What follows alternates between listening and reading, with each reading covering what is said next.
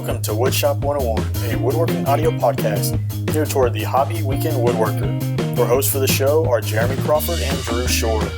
Join these two different craftsmen for a lighthearted banter about everything in woodworking, online education, and how they produce content. Topics could include the latest news, tips, tricks, and designs, to include furniture, crafts, and shop projects. Welcome to episode number 18. Today we're going to talk about becoming a YouTuber or not becoming a YouTuber, and when to start making Christmas presents, and dust collection. What should you use? How big? How often? Alright, I'd like to remind you, if you listen to us on iTunes, go ahead, head over there, give us a 5-star rating. It helps us reach a greater audience so we can engage more people. So, how are you tonight, Drew? Oh, not doing too bad. It's getting a little late in the night, so I'm trying to keep myself psyched up because after the show tonight, I gotta go out into the shop. Well, after the show tonight, I'm going to bed. I gotta get up early in the morning and take my son to school, and then drive to Woodcraft and pick up a few more supplies to finish turning some pens. So I'm gonna call it a rather early night because I'm gonna try to have my last commission out by Monday. By close of business on Monday, I'm going to try to be done with it. Oh, you're getting there. That way I can start working on my backlog of projects and getting those knocked out. Because I would like to, by the end of November, have all my backlog of projects done and, get ready to start the new year fresh. Mm-hmm. So, speaking of that, we're already going into what's going on in our shop, on my bench right now, am still working on the pizza pills. With my work schedule shifting every month, it's kind of hard. Like right now I'm in the month where I get off Friday, Saturday, Sundays. So I only get really one day to myself without the kids and the family. And I try to stick to a pretty hard schedule of Monday through Friday work and working in the shop, so I can maximize that time with my kids on the weekend. So it's kind of hard. I don't get a lot done, and tomorrow's early release for them, so I'm only going to get half a day tomorrow, and then I am going to be off on Monday, so I'm going to try to maximize that time and get that set of pens done. And if I need to, I'll go out in the shop, because a pen roughly takes me about 30 minutes, start to finish.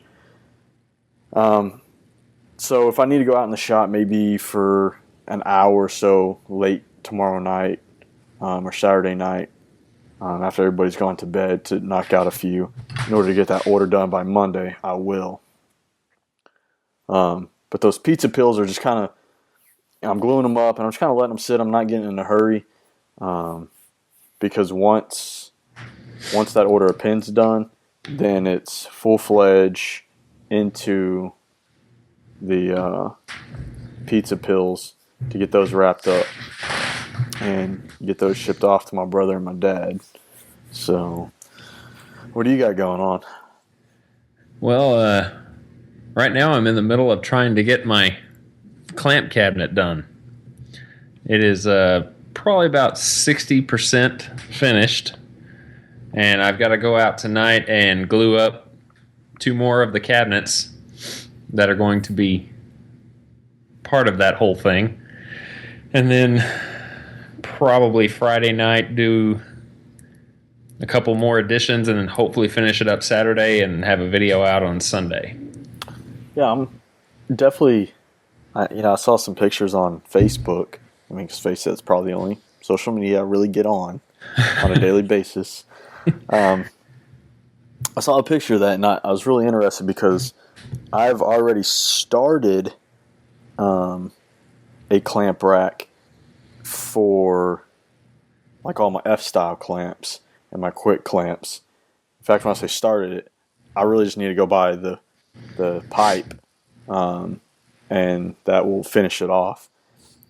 But my parallel clamps, I've kind of been torn between like Mark Spagnolo's design of that basic little shelf versus something a little more enclosed, or maybe just a different way to store them. So I'm definitely interested in seeing how you're getting that done, because I'm tired of stacking them in the corner of the shop, especially when, all it takes is you kick them over a few too many times and you start breaking down the ratcheting mechanisms in them. And those are not cheap clamps.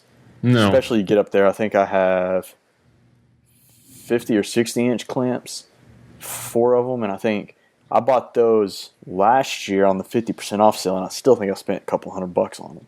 Yeah. So, yeah, I've got 6 50-inch, 6 40-inch.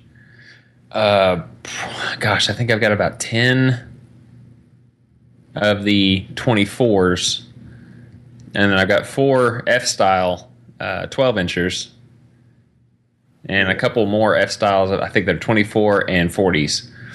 And the way that I've made this cabinet, it will house all of my K-body and my F-style clamps, and in the center will hold all of my quick grips, C-clamps, spring clamps, and then I'm going to have 3 drawers in the center section down low to hold all the accessories for the K-body style clamps. So the cabinet itself is going to have 2 cabinets on either side of that center section that will house all of my 50 and 40s, and then there will be 2 doors that will hinge on those cabinets that will house my 40s and 24s, or excuse me, my 24s and 12s. all right. So do you use the Bessie or the Jet? Both. Okay. When I mentioned the cell earlier, if y'all don't know really what I'm talking about, for the past 2 or 3 years, Jet has had a major Black Friday sale of 50% off their woodworking clamps. 2 years ago, it was 50% off all their woodworking clamps. Last year, the manufacturer sale was only on like 4 different sizes. But if you found some manufacturers, I think Beaver was one of the manufacturers, or was one of the companies that honored that 50% off on all the sizes.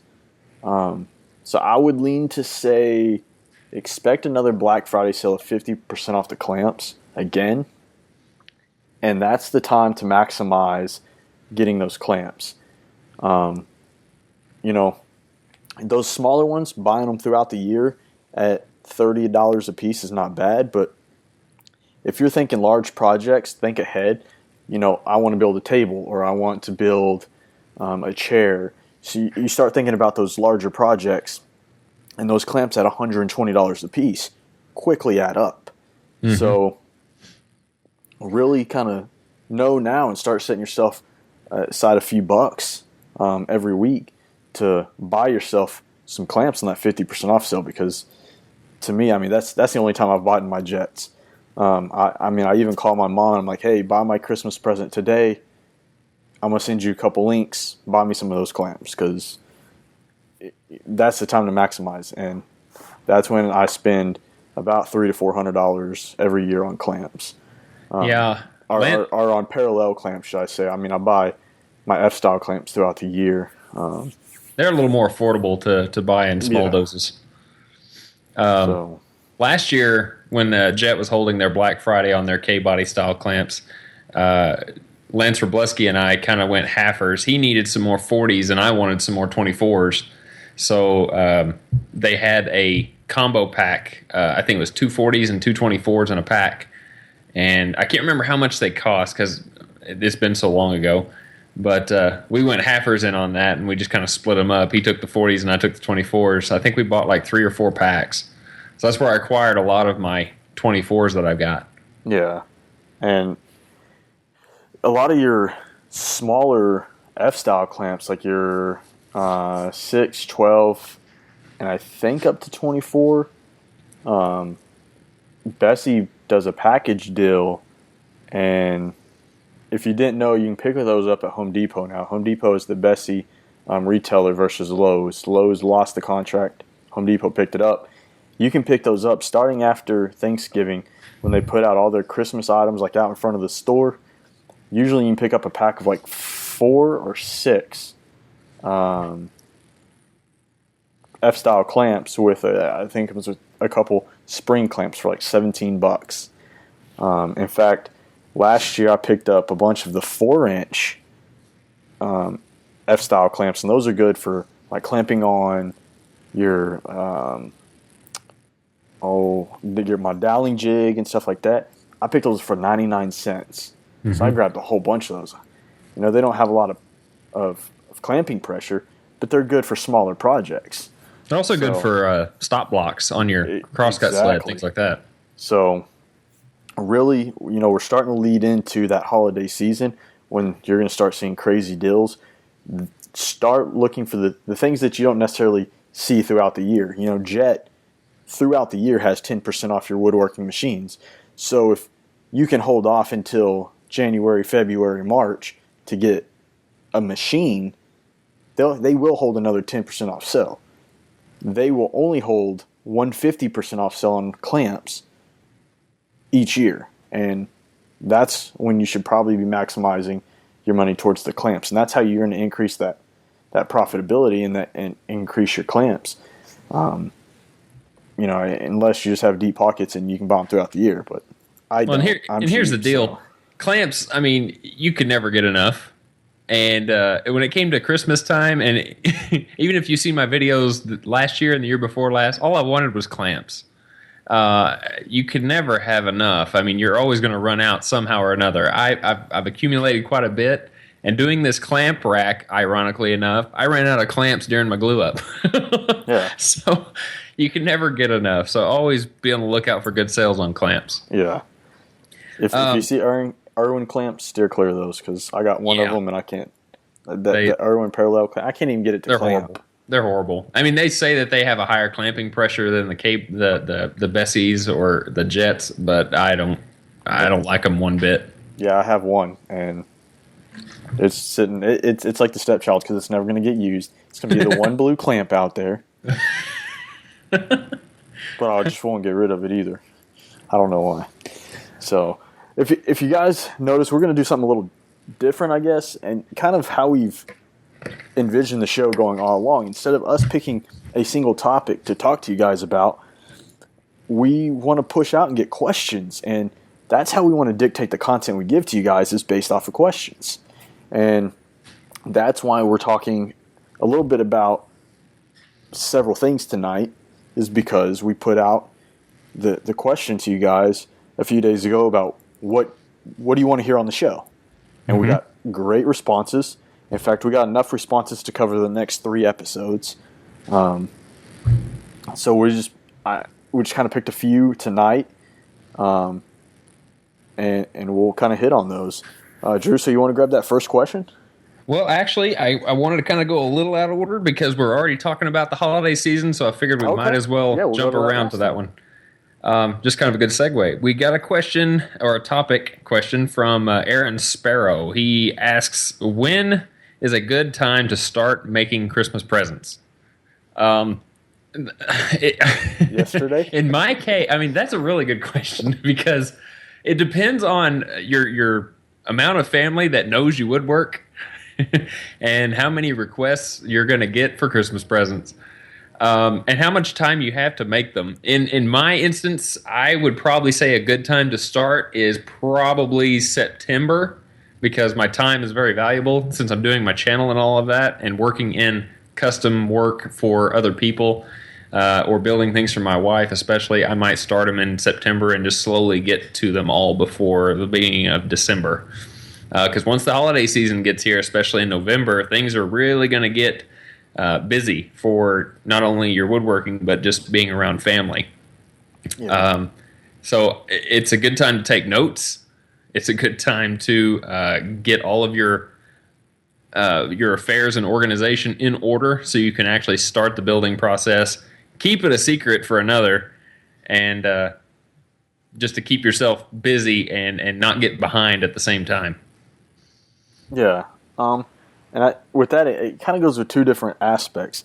If you're asking when do you start making Christmas presents for gifts that you want to give out, then that really, I mean, that depends on when you decide that idea. Depends if you have to ship it. So I mean, I agree with you. I would say start as early as you can. September, the beginning of October. Start in January or July. As soon as you know what you want to build somebody for Christmas, try to knock that out as soon as possible. Now, if you're talking about commission work and when do you start working on those Christmas commissions that are coming in, or maybe when do you start putting out there that you're building Christmas commissions, as early as possible. For myself, my absolute drop dead last order that I will guarantee by Christmas is December 1st on small items. If you want a large item, a piece of furniture, and you want it guaranteed by Christmas Day, that order has to be placed no later than Black Friday. And the reason why I say Black Friday is because I do offer some sales through Black Friday. I offer certain percentage off of different size items, different dollar amounts. So after Black Friday, on a piece of furniture, I will not guarantee it by Christmas. Will I try my best to get it? Yes, because I know that's what you want. But that is definitely written into that contract of this is not a guarantee. So it really depends on what you're talking about. But I agree with Drew 100%. Start as early as you can. Start in September. And kind of have fun with it. There's nothing worse than making Christmas presents and not having fun. And starting to dread it. Because then that takes away the joy of giving that present and seeing their reaction to it. So otherwise you're going to be like, you better like this. Exactly. So I think last year I boiled it down to like the night before I was finishing a Christmas present. And I won't do that again this year. In fact, come December 1st, whatever's in my shop, whatever I'm working on is going to be what I want to work on. It's not going to be commissions. It's not going to be backlogs. I'm pretty much going to try to take all of December off to do what I want to do. Start fresh again January 1 with commissions and orders or wife projects, whatever it is. I just have so many things that in December I want to focus on things that I want to build to help expand that woodworking knowledge and help learn a few new techniques. And that kind of segues into this next question from Joshua Luther. He kind of put in several questions. He wrote in, what is the best time for a woodworker to start a YouTube channel? And is there ever a reason for a woodworker to not start a channel? The reason he's asking is because I'm strongly considering taking a break from recording anything to further my woodworking skills. I feel like shooting videos slows down my pace of developing my skills. I tend to not enjoy the woodworking side of projects that I'm working on. I'm only strictly building for myself and not building or making things for others, so I don't have any deadlines or time frames to finish anything. So, like you said, he wants to focus on building his skills, and that's what I want to do, and I'm going to take that time.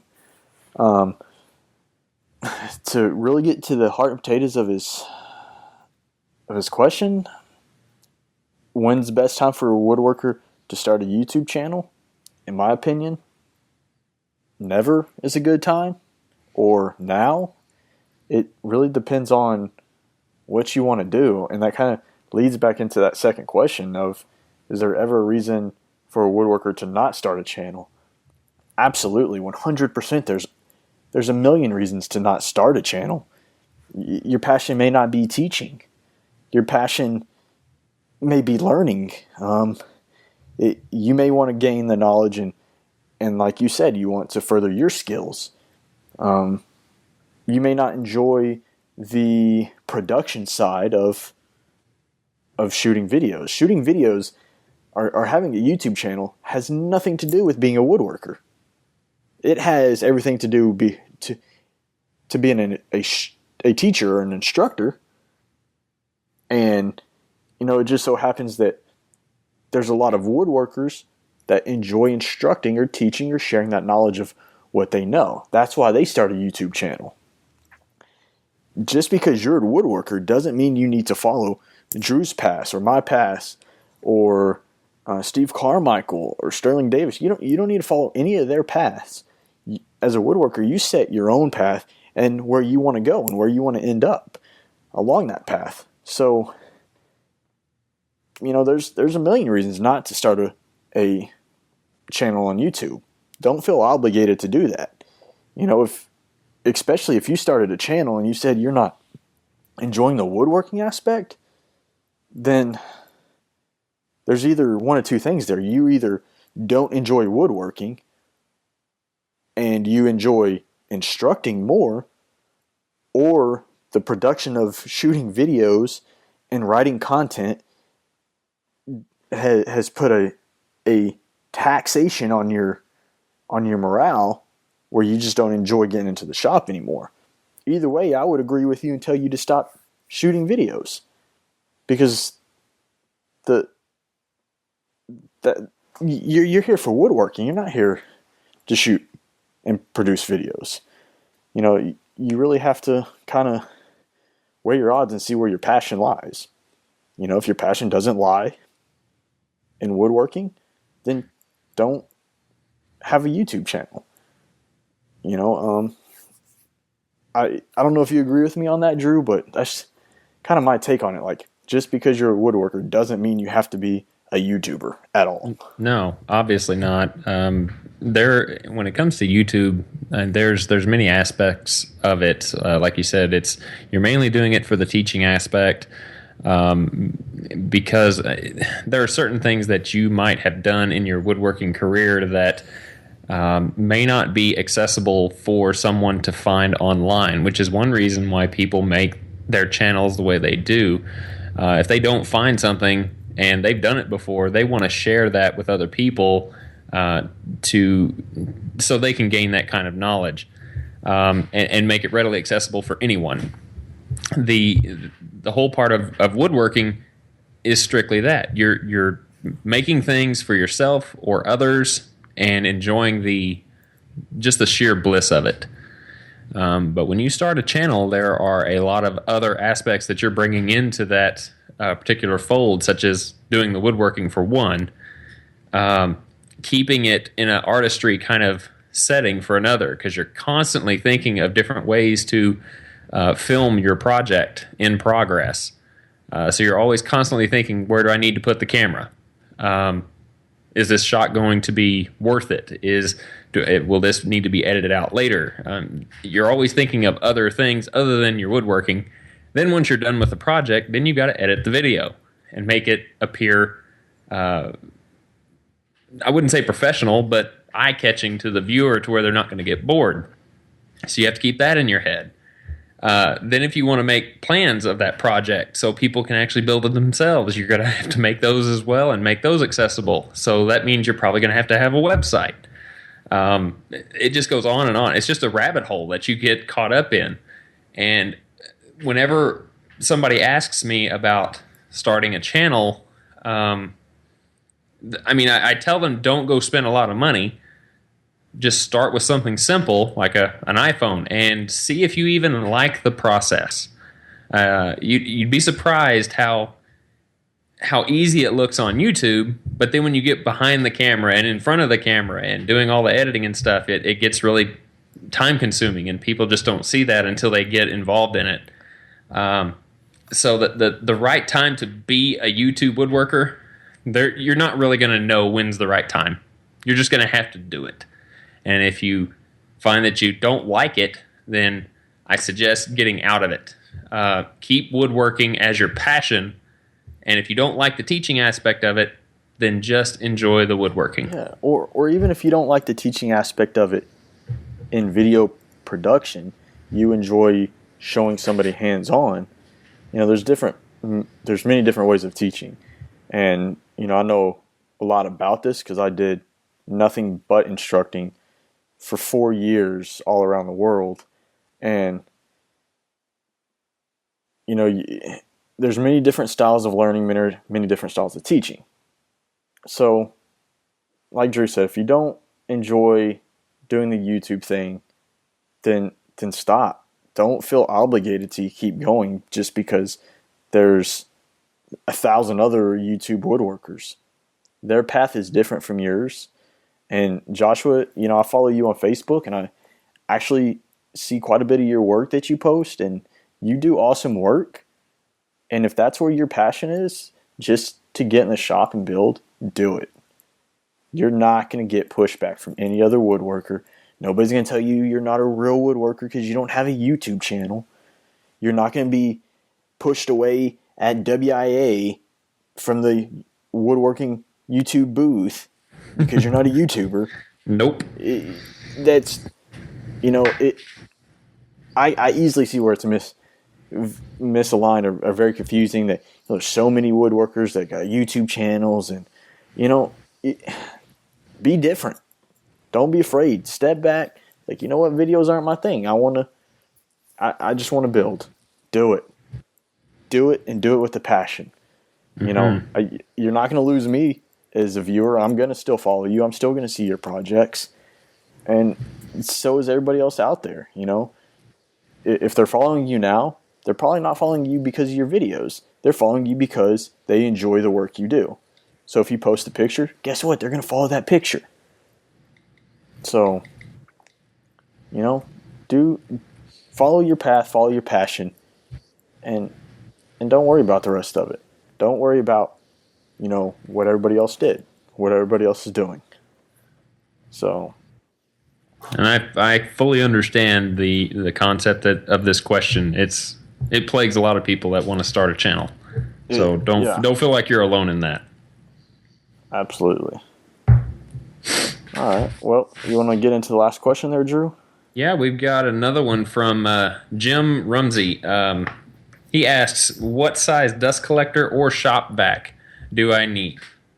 This is kind of a vague question because we don't really know what kind of special needs for the shop that you have, Jim. We don't know if you're a two-car garage, if you have a big shop like Mark Spagnolo, or if you're in a small little 10 by 12 kind of shed in the backyard. It's really going to be based on your specific need and the space that you have, because as you know, dust collectors can range in various sizes and horsepower, CFMs. So I would say that if you are in a small, like a 10 by 12 shed, I would probably just get something like a shop vac with maybe a cyclone, like a Dust Deputy cyclone, something like that, like a 2-stage that would help separate the dust out of your vacuum so your filters will last a lot longer. They don't take up a huge footprint. They can be moved to other specific tools. But if you're going into maybe a 2-car garage, something like mine, there's a couple of options that you can do depending on the size of your garage as well as the amount of tools you have in it, so specific how much room you have. And this is where you kind of get into the CFM part of it as well. You can start off with maybe a 800 CFM, just a normal dust collection unit. It takes up a small footprint, just kind of tall, has a micron filter on the top and a dust bag in the bottom, and just uses a small turbine motor to suck the dust from your units. However, it's only big enough to handle one tool at a time. So you would have to roll it from tool to tool, changing it from maybe your table saw to your sliding compound saw, things of that nature. You'll just have to move it around because the longer the hose gets, the less effective it's going to be. So you want to keep it fairly close to your tools. However, if you have more room, Harbor Freight has a much bigger CFM motor, similar to that particular kind of dust collection, but the turbine and the motor is just much bigger. So the CFM is a lot higher. Sometimes it's not strong enough to pull like a fully plumbed shop, but it will get the job done a little bit better than that 800 CFM. I can't remember the CFM that my Harbor Freight is, and I don't know if you know what they are, Jeremy, but right now I don't use it as a plumbed dust collection. I know that it can handle it, but not an extensively long amounts of plumbing, especially with a lot of bends and elbows and things like that. It won't handle very much. So that's when you would get into buying something like a Cyclone that has a higher CFM rating, well over, I think, 3,000 CFM. You're talking about the Harbor Freight dust collectors? No, that was the one I was talking about just now. But when you get into the Cyclones, like the Clearview and anything else that can fit into maybe a 2-car garage or anything bigger like a 20 by 40 or a 40 by 60 kind of shop, something that you can plumb particular dust collection ports all around your shop that you can use blast gates and things like that. So it all depends on what kind of needs you have for the shop you have. Jeremy, maybe you can enlighten a little bit more, but those are some options that you can go with. I'm on the Harbor Freight website right now. You have your 1 horsepower single stage, which is 660 CFM. Now this one is I think it's a 2.5 horse, or is there a 2 horse? The 2 horsepower, the 70 gallon, the that has the clear bag on the bottom and the white bag on the top. Yeah. Yep. It is 1,550 CFM. Okay. Yeah, that's about almost double of what I originally had. I had an 800 CFM Delta single stage.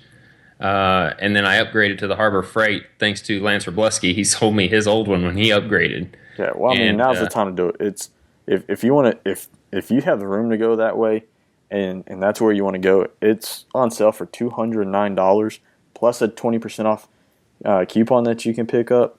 You know, you're looking at picking up for about $160 to $180. You know, that's if that meets your needs, do it. But be careful, because that's a 4-inch inlet. You do not need a 4-inch inlet if you have portable tools, if you have a job site or contractor saw. Those generally are only 2.5, a max 2.5 inlet for dust. Your tabletop bandsaws are going to be the same, 2.5. Miter saws are 2.5. Your router tables, if you're collecting it at the fence, is 2.5. So if you only have portable tools, then most of the time you only got to stick with the 2.5-inch inlet, which means you are not going to grab a big dust collector. Most of those are 4 to 6-inch inlets. So you're going to have to go back to a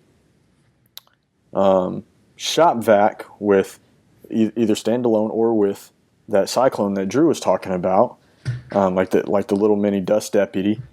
And then you want to stick somewhere around.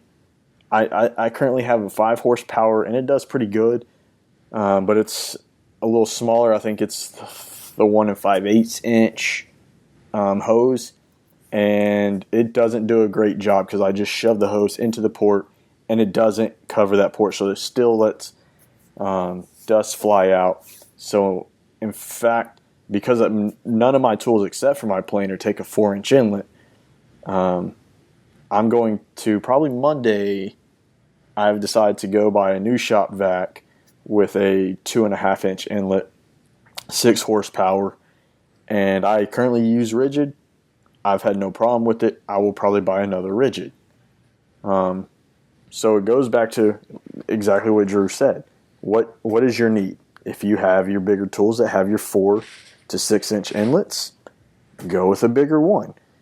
If you want to go the cheapest way you can go to get started, the best one to go with is the Harbor Freight 2 horsepower. And there's not a dramatic difference in price either. There is the 1 gallon or the 1 horsepower is on sale for $129. So you're looking at another 20% off that. Somewhere around $110 is what you're going to come out with. Maybe $120 after tax. Spend an extra $50 to $60, you get twice the amount of CFM. That's the way I would go. If you're looking to get started into your larger dust collection, the cheapest way that's it. But weigh your needs and see where it plays out. If you have one tool, like I do, that has a 4-inch inlet, you can get a 4-inch to 2.5-inch reducer. Not great. It's not going to pull that amount of air, but it will still cover the entire inlet. So everything that's coming out of that inlet will go into the vacuum. It will suck it a little less. But fortunately, my planer has a 2.5-inch inlet and a 4-inch, and it comes with a plug, so I can plug whichever one I'm not using.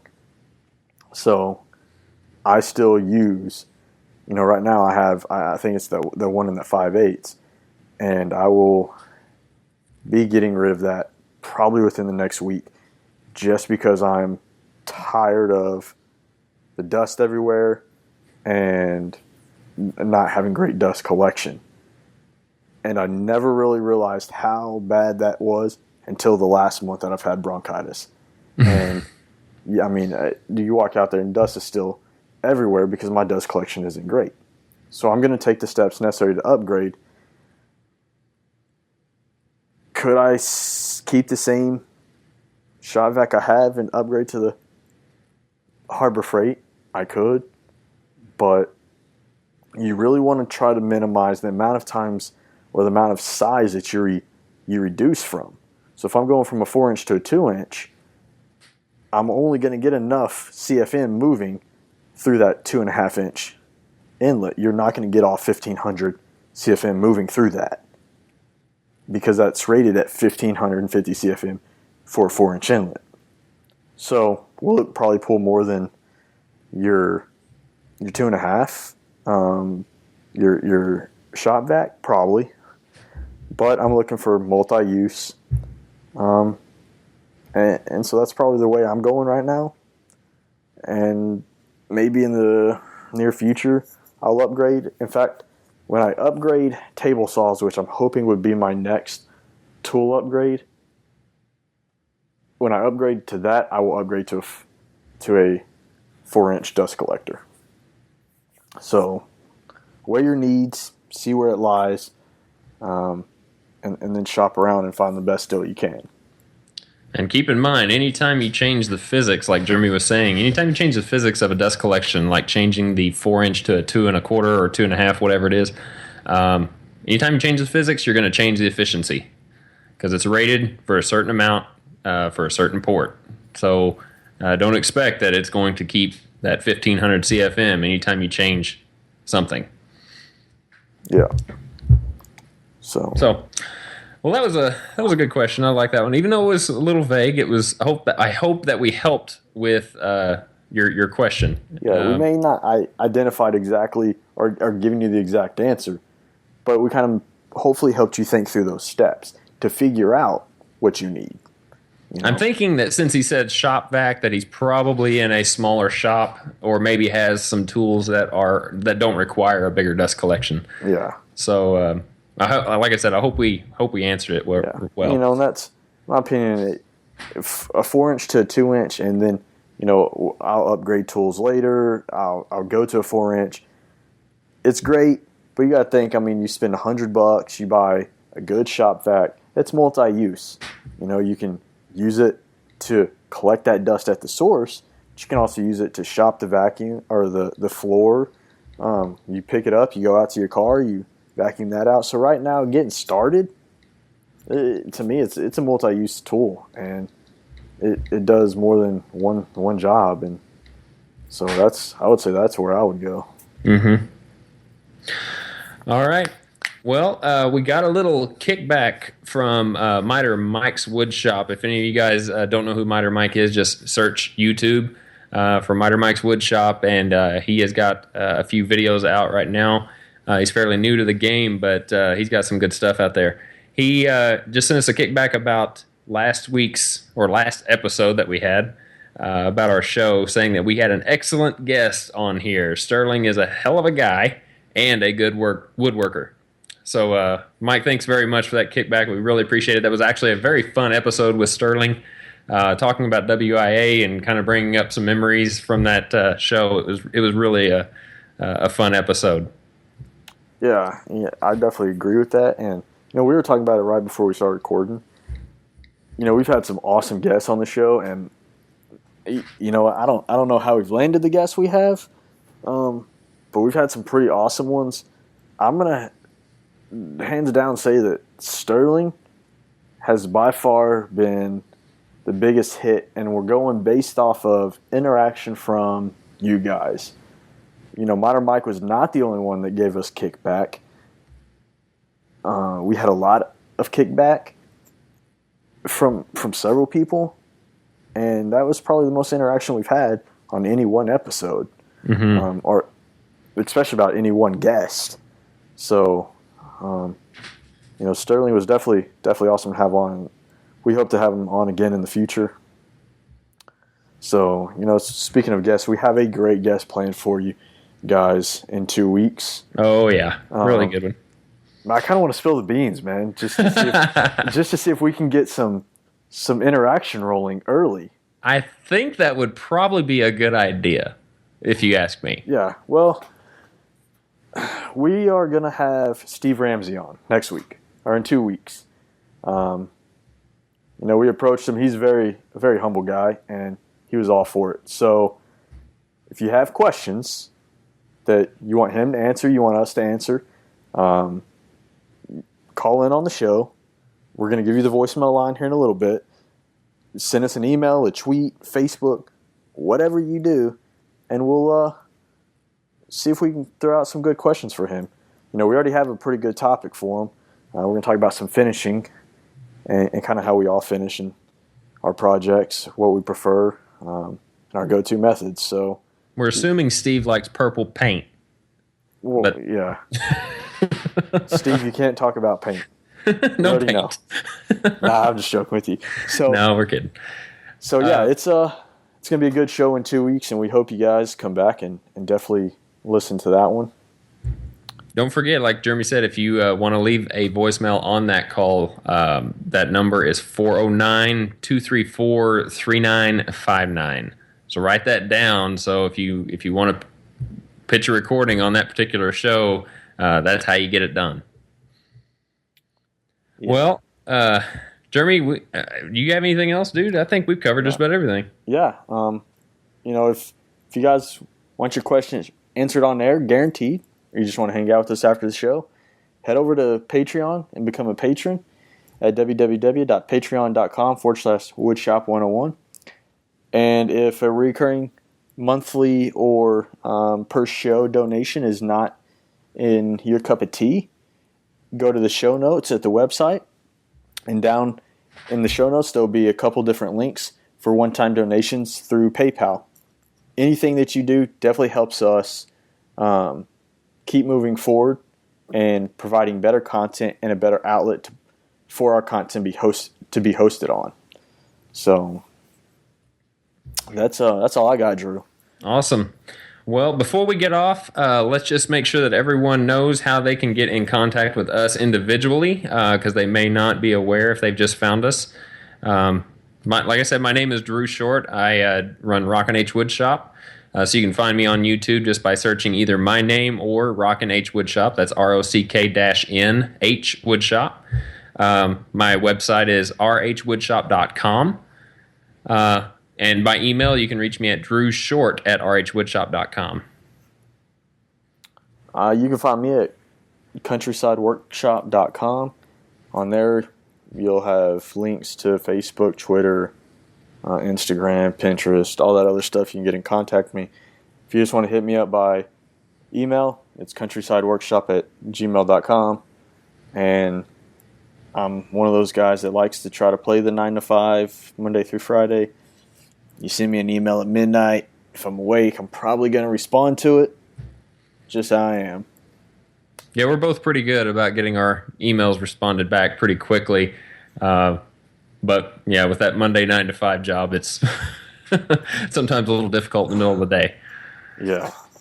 But also, if you want to get in contact with the show directly, you can hear us on iTunes and YouTube as well. The website for us is woodshop101podcast.com/listen. That's LISTEN. Also, don't forget to subscribe to the show. That way it'll help get our show to the public eye a little bit more. And don't forget to give us a rating on iTunes if you subscribe there. That will also have a big impact. This will also help with sponsorships for the show in the near future.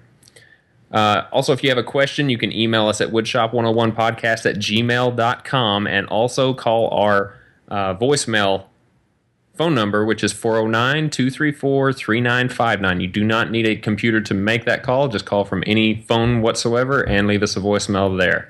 If you're lucky enough, we'll get that question aired and answer it on air. So basically, that's it. So we do these shows about every 2 weeks. We're going to try and keep it on a more steady pace this time. We had to slack off a couple of weeks due to sickness and whatnot, but we hope to get back on track. So from Jeremy and myself, we wish you well, and please be safe in your shops. And we will see you guys next time. And don't forget our little sign off. 1, 2, 3. Boom. Boom.